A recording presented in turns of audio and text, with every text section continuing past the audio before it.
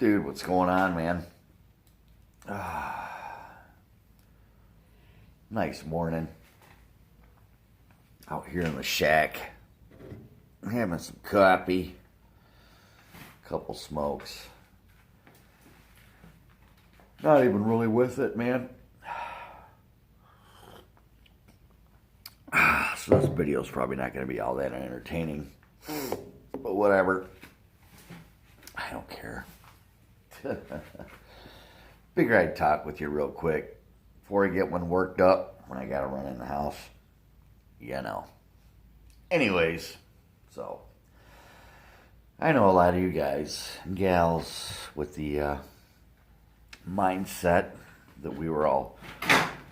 I mean, it's kind of a common sense mindset, something you don't even need to be told about, something you might feel naturally. That being the, in an economic collapse, gold and silver will shine, and they will reign supreme and come in to save the day, and all us people that have been stacking gold and silver will be rich, rich, rich. That ain't gonna happen. So then you calm down a little bit and you realize that, okay, well, might not be rich, but at least I'll be preserving the value of my dollar. Well, in that case, yeah, all right. I get it. It makes perfect sense. It's logical. I mean, it has done just that in the past, right? But with what just happened with that spike in gold, many of us had a good, fair break even. Many of us had a profit. But what did the economy do? Well, it didn't do shit. I mean, the economy's still the economy. Things are still going as normal, business as usual. Another walk in the park, right? Ain't no moldy bread.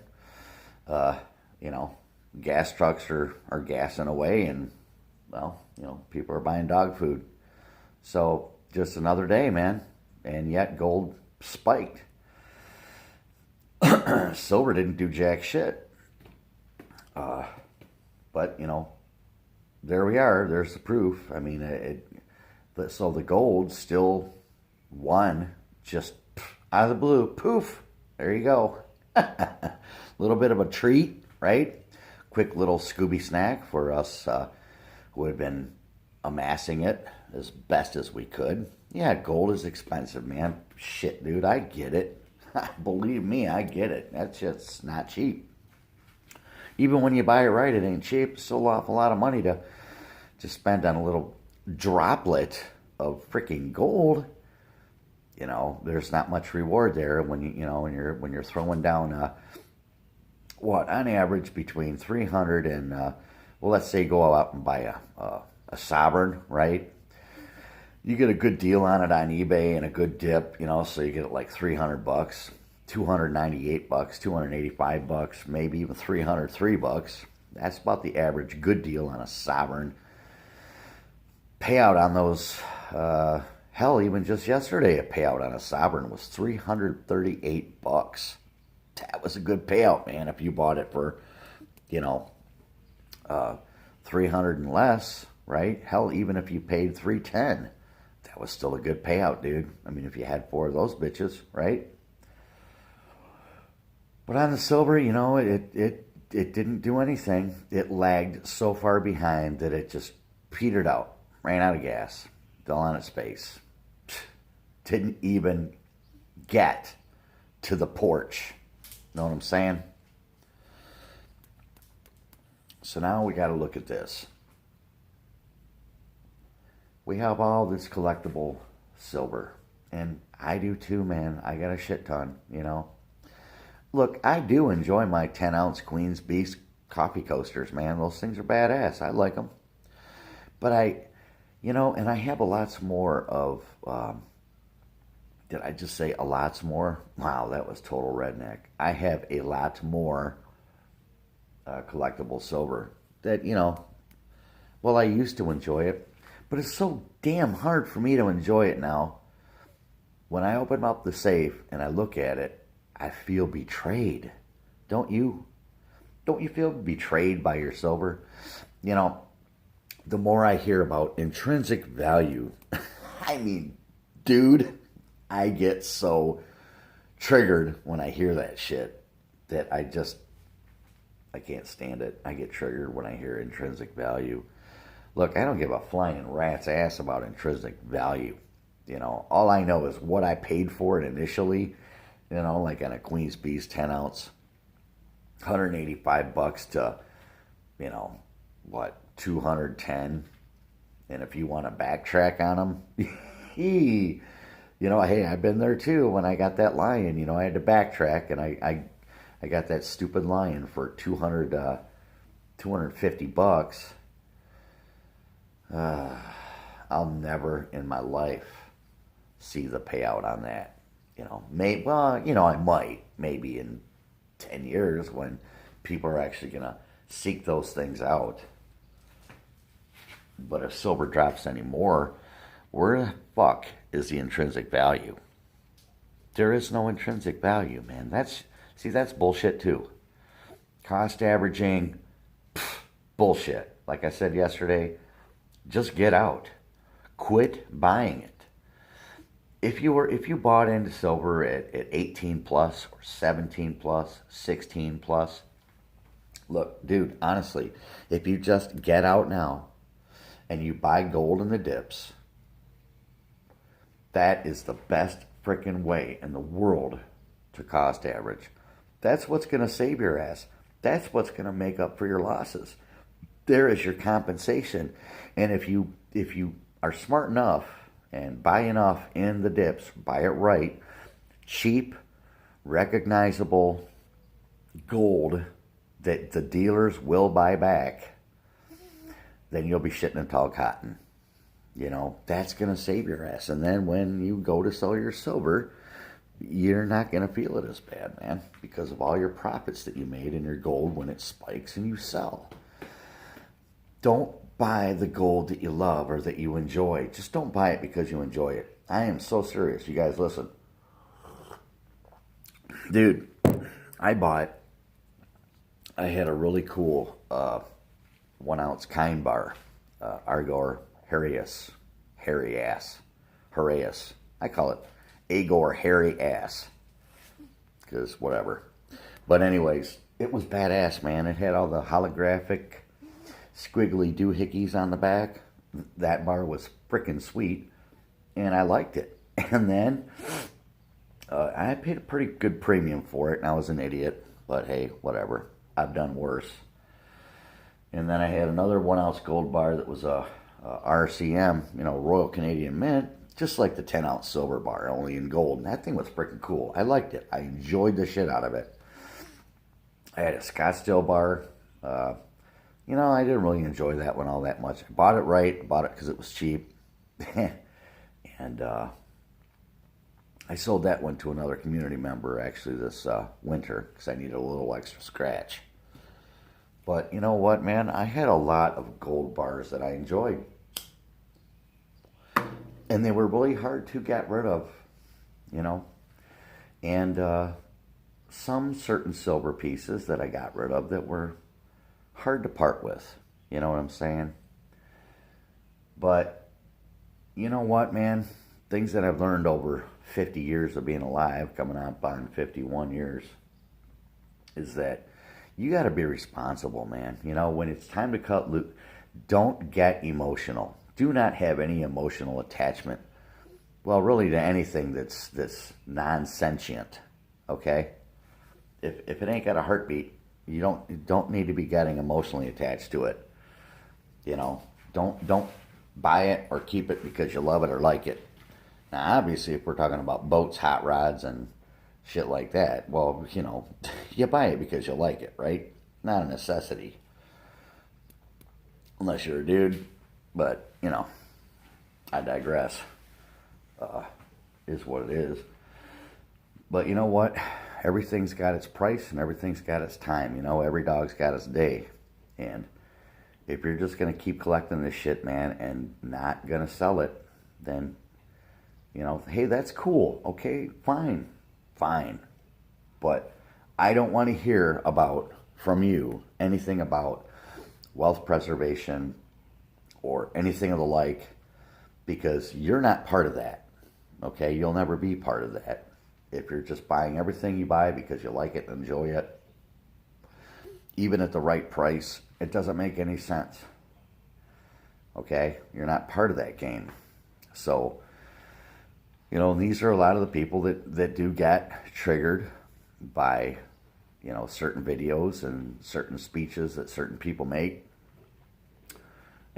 But you need to realize that we are trying to wake people up. Those of us who are actually trying to preserve our wealth, all right? Trying to, you know, maybe in the future make a couple bucks.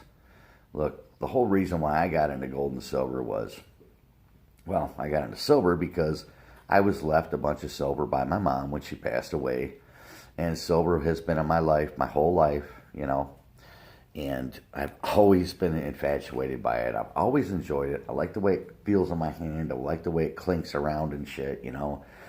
And let's be honest, we all do enjoy having a shit ton of silver in front of us. And we feel like misers, you know what I mean? I mean, it's a good feeling to have it. But when you see its actual value and what you've invested into it when you initially bought it, you feel betrayed. And so, if and when, I should say, silver goes up, you guys, I want you to know, when this shit happens, if it does, you gotta be ready. You gotta be ready to sell. So you need to start preparing yourself immediately for that day. Because when that day comes, there's gonna be a ton of people, shit tons of people, that are going to be dumping. So that moment is not going to last long. Just like this gold spike, it's going to be here and poof, it's going to be gone. And I'm afraid that with silver, it's going to be even shorter amount of time than it was with gold. You got to get ready, man.